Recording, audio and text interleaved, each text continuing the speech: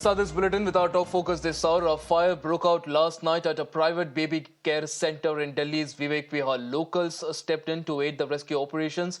12 newborns were rescued, but 7 of those rescued newborns have passed away during the treatment. 5 of the newborns now remain critical. Visuals of the aftermath showed that the ambulance that was at the center was also destroyed. Delhi Minister Saurabh Bharadwaj has said that the culprits of the incident will not be spared and the strictest action will be taken against those who are found negligent or involved in any wrongdoing. In fact, the Delhi Minister has also ordered that the arrests of those running the centre should be expedited. The owner of the centre, meanwhile, is absconding. Prime Minister Modi has also called the tragedy heartrending.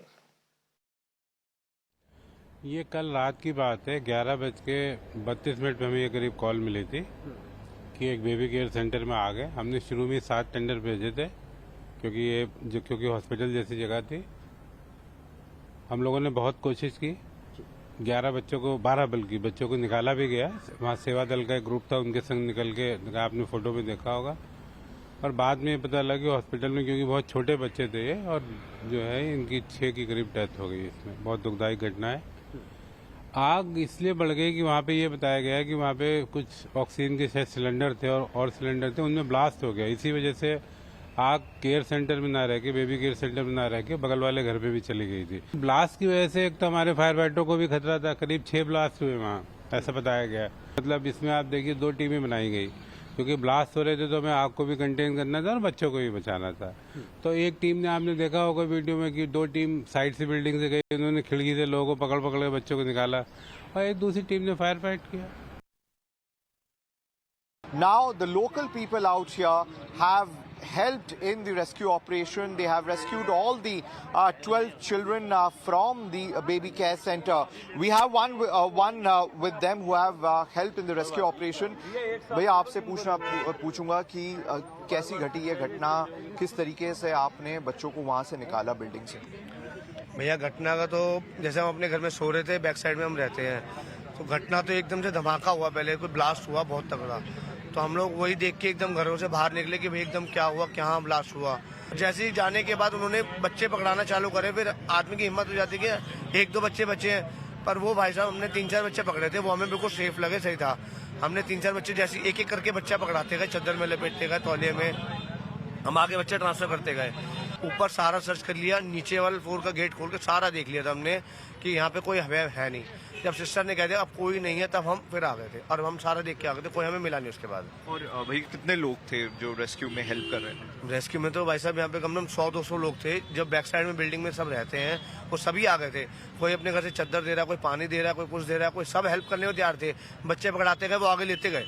और fire brigade की team कब तक पहुंची यहाँ पे? Fire brigade की team मेरे ख्याल 12:15 साढ़े 12 तक पहुंच चुकी है। हाँ, लेट आई है थोड़ा सा, एम्बुलेंस भी थोड़ा लेट आई है। जब तक हम 3-4 बच्चे निकाल चुके थे, उसके बाद एम्बुलेंस आई है।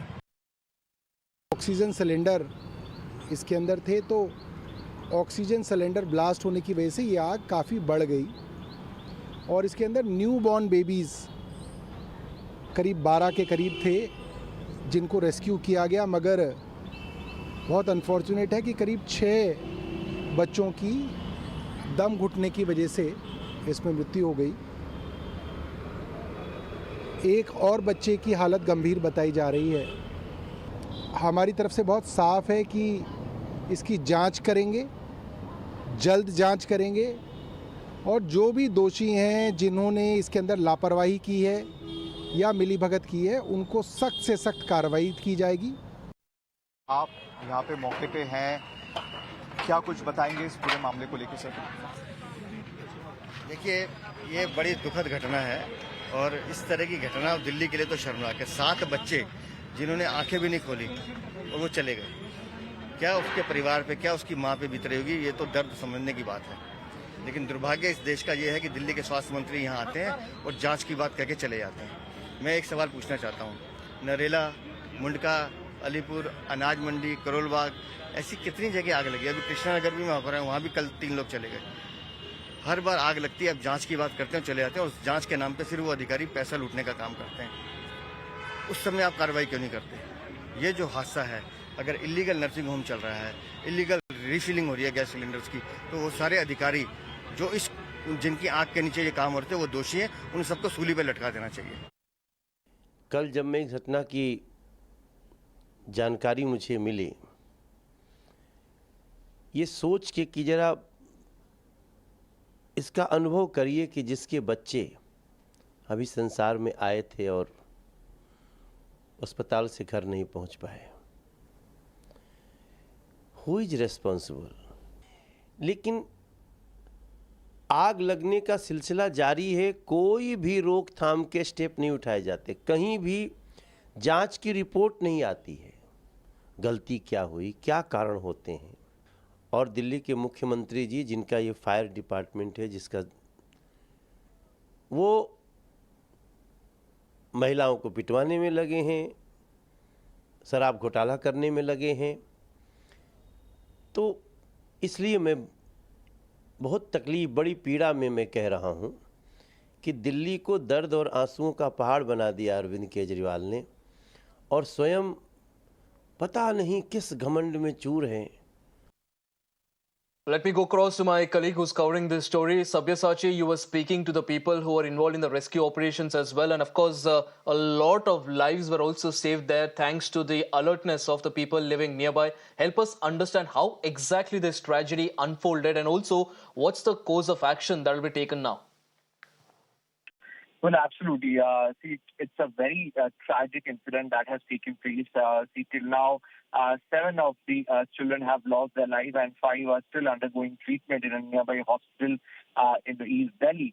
And see, this particular incident was reported at around 11:32 p.m. last night when the fire brigade team received the call that a blast has occurred in a hospital in a newborn children care center. See, it was the locals who responded first. The locals reached there in large numbers, and they safely rescued all the children from there. But sadly, around 7 of them have lost their life, and the fire brigade team had reached there. They tried to douse off the fire. See, earlier, the fire brigade team could not say the particular reason behind the fire. They could not ascertain the reason.